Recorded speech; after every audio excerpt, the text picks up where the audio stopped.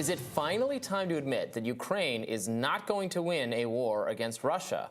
The United States and European officials have begun quietly talking to the Ukrainian government about what possible peace negotiations with Russia might entail to end the war. That's according to one current senior U.S. official, one former senior U.S. official via NBC News. Now, those conversations have included broad outlines of what Ukraine might need to sacrifice in order to reach a deal with Russia.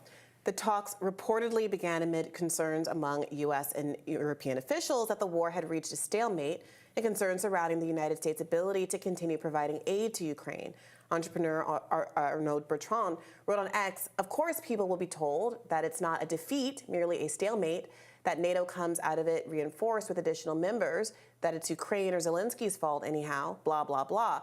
But the crux of the matter is NATO defined an extremely clear objective, which was to drive Russians back to pre-invasion lines." To directly quote Anthony Blinken, "And that failed miserably despite their unprecedented efforts, which means that the West is much less powerful than they thought they were. They just couldn't collectively defeat Russia." Ukrainian President Volodymyr Zelensky recently gave these fiery remarks on his country's fight against Russia. "I have a lot of power, but even feeling strong and have a lot of energy, it doesn't mean that we want to fight all our life, because the price is high, like I said, because the war takes the best of us, the best heroes, the best men, women, children. That's it.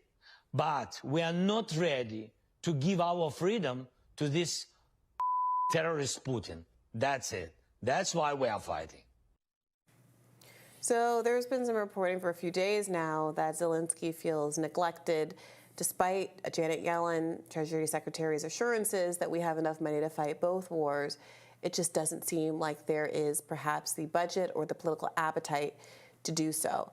And yeah, go ahead. I was just going to say we're in the exact position that you and I, and we're not alone in this, a lot of other people predicted Ukraine would find itself in at about this time. It would find itself in a position where it is no closer to winning this battle against Russia than it was at any other point. In fact, it's farther away from that goal.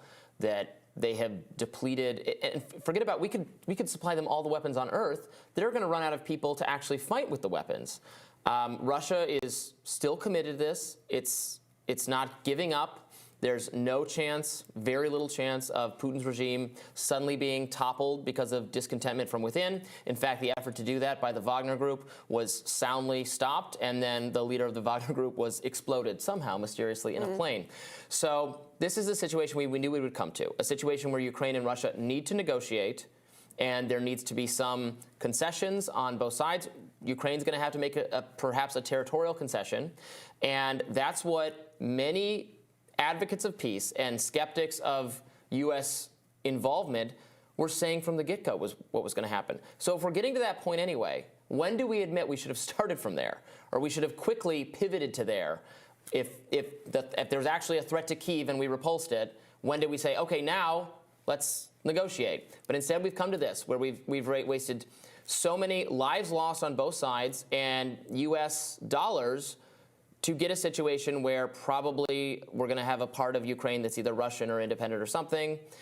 And that's what was long predicted to be the case. But the Biden administration said, nope, we're going to give them whatever they need for as long as it takes to defeat Vladimir Putin, because that was our objective. And our hope was regime change. That was a very naive hope. Didn't work out. It worked out exactly the way the skeptics said it would, exactly along the time frame they predicted for it to happen. So this is a real win for the non-interventionist voices, in my view. Look, we were all there, and we all remember that in the weeks following the invasion, of Russia's invasion of Ukraine, all of this, to some folks, seemed very clear.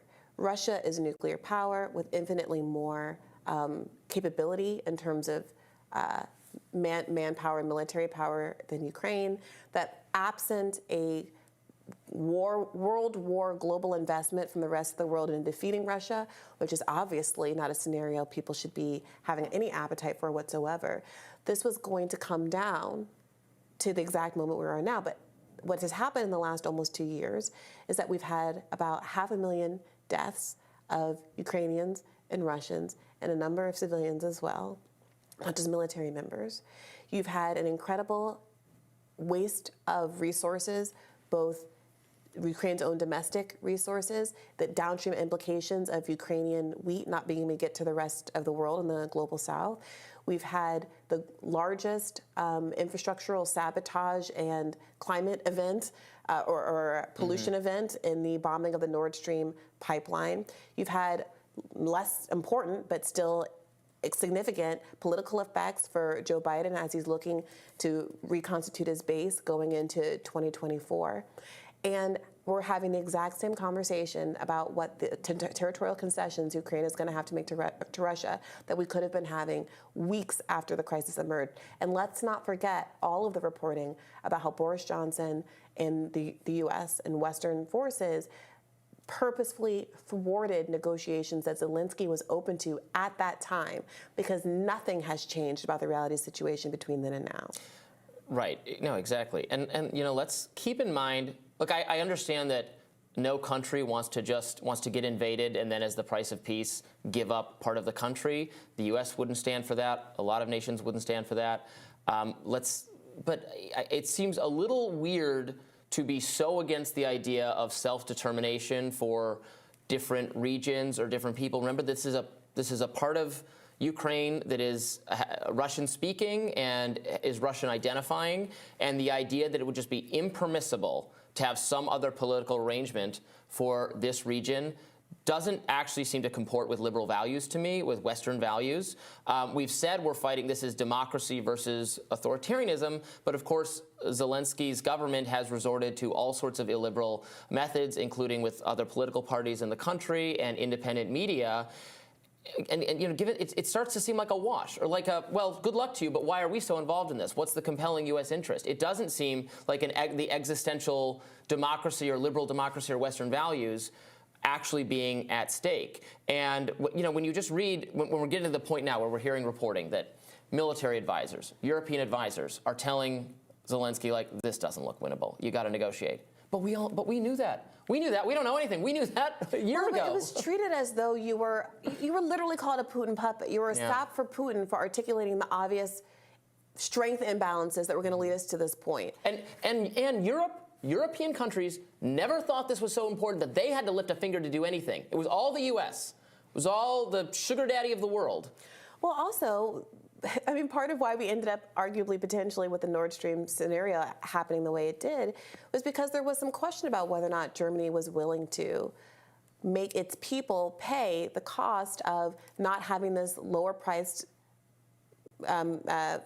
energy coming from Russia that had invested billions of dollars into this pipeline to get, so that the West could support this proxy war against Russia. And it was the hemming and hawing of Germany saying, well, I don't know how involved I want to get into this conflict, that led Joe Biden to say, we have ways. And those weird confessional statements he made prior to Nord Stream getting blown up. There are ways to make sure that the Russian oil never comes to Europe. There are ways. So there was obviously some ambivalence in Europe as well, just not wanting to get engaged, much less not wanting to pay for it, but not wanting to do it in the first place.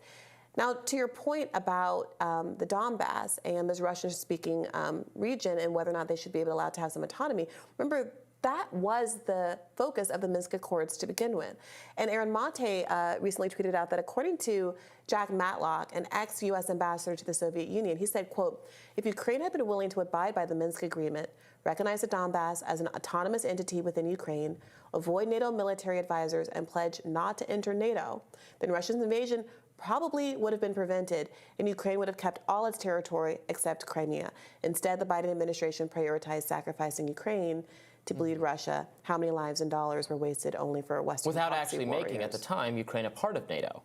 It was that leaving, it was that middle ground that was like the worst of all worlds, where Russia feels concerned about Ukraine potentially being part of NATO, but they're not technically part of NATO, so they can be invaded.